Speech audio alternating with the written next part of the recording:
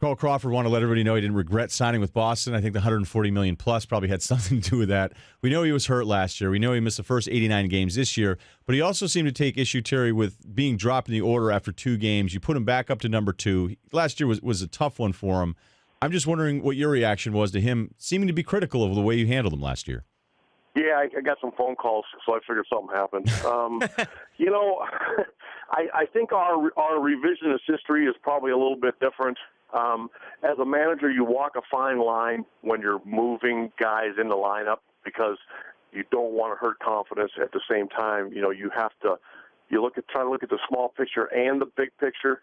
If you think back, we had Ellsbury, Pedroia, Euclid, Gonzalez, and Ortiz. I mean, for the better part of the year, we were on pace to break every offensive record in the game.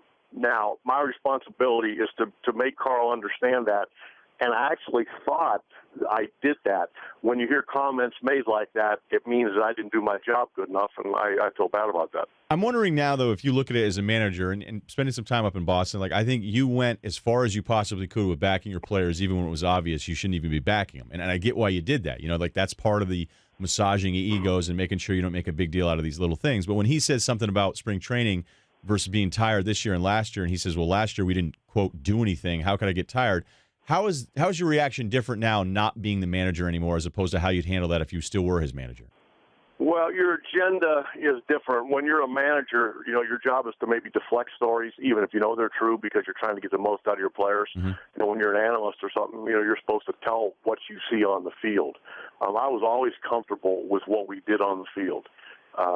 We did the same thing 8 years in a row, basically. We would tweak things, from time to time depending on what players we had or what our schedule looked like.